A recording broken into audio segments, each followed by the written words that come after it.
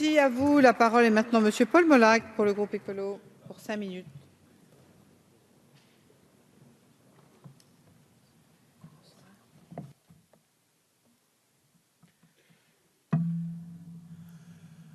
Donc, Madame la Présidente, Monsieur le Ministre, mes chers collègues, comme je l'avais dit à votre prédécesseur, Monsieur le Ministre, nous aurions tellement aimé que vous fûtes un ministre de la mer de plein exercice et de pouvoir ainsi donner au monde maritime en France toute l'importance qu'il mérite. Concernant la politique maritime de la France, je tiens premièrement à attirer votre attention sur la notion de conflit d'usage lié au milieu maritime et littoral. En effet, les eaux maritimes côtières et la frange littorale sont actuellement concernées par bon nombre d'enjeux générant d'ores et déjà des conflits d'usage importants entre pêche, production d'énergie, tourisme, réserves naturelles ou urbanisme. Certaines démarches du type gestion intégrée des zones côtières ou encore schéma de mise en valeur de la mer ont vu le jour.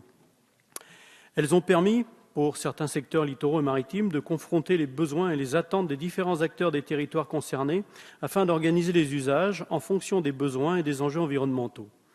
Néanmoins, certains résultats, pas encore assez satisfaisants, laissent à penser qu'il est nécessaire d'améliorer ces démarches, notamment l'aspect de la gouvernance.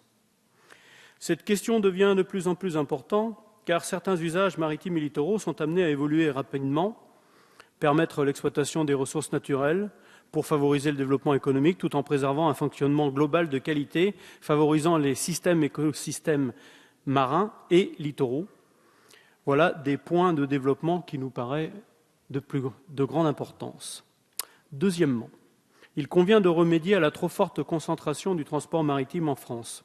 Aujourd'hui, les ports moyens sont délaissés, car avec le développement continu du gigantisme des navires de transport, c'est désormais aux ports de s'adapter à ces nouveaux monstres de la mer, et Marseille et Le Havre captent l'essentiel du soutien de l'État dans ce domaine. Il s'agit donc d'avoir une politique maritime volontariste visant à développer nos infrastructures portuaires de taille plus modeste. Nous pensons d'ailleurs que les conseils régionaux devraient pouvoir étendre là encore leurs compétences en ayant en charge tous les ports de commerce et la capacité de mener une politique maritime régionale. Les solutions à creuser pour rééquilibrer la politique maritime sont le feedering, processus de collecte et de distribution des conteneurs dans les nombreux ports secondaires et le cabotage pour une meilleure association des chargeurs routiers, notamment agroalimentaires, dans la chaîne logistique.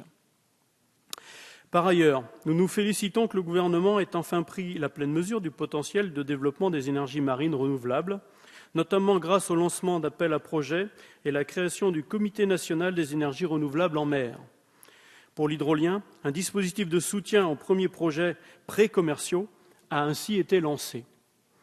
En ce qui concerne la simplification des procédures, plusieurs mesures sont en cours de mise en place. L'introduction d'un permis unique regroupant les différentes autorisations pour les énergies marines, la facilitation des raccordements en zone littorale ou encore la préparation d'un décret simplifiant et raccourcissant les procédures de recours en contentieux. De même, le Breton que je suis salue la confirmation du transfert du siège de l'Ifremer à un grand port maritime occidental, Brest, comme cela a été prévu dans le pacte d'avenir de la Bretagne.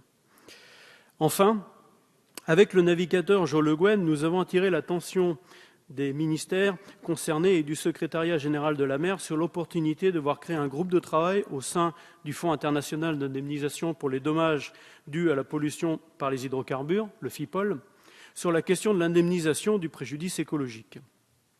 Un projet de loi de la garde des Sceaux serait déjà rédigé et une proposition de loi vient d'être adoptée en première lecture au Sénat visant à reconnaître dans notre Code civil, le principe du préjudice écologique. Au-delà de cette possibilité de reconnaissance nationale, nous estimons toutefois que la France, dont les marées noires ont jalonné l'histoire, doit jouer un rôle déterminant en vue de faire reconnaître cette notion par l'industrie pétrolière au sein d'une organisation internationale telle que le FIPOL, pour en prévoir les réparations en conséquence.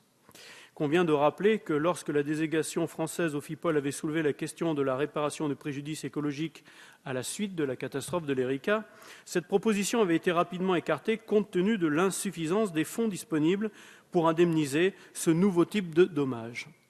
Or, grâce à la création en 2005 du FIPOL complémentaire, doté d'environ 850 millions d'euros, ceci est désormais possible.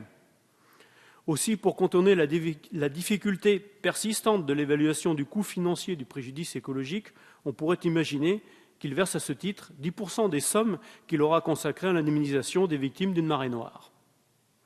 Pour cela, il est nécessaire que les États membres du FIPOL complémentaire exprime clairement la volonté politique de l'établissement d'un groupe de travail en son sein, tel que prévu dans les statuts de la Convention. Monsieur le secrétaire d'État, nous vous sollicitons donc pour mandater le représentant de la délégation française afin qu'il demande la création de ce groupe de travail. Je vous remercie. Merci.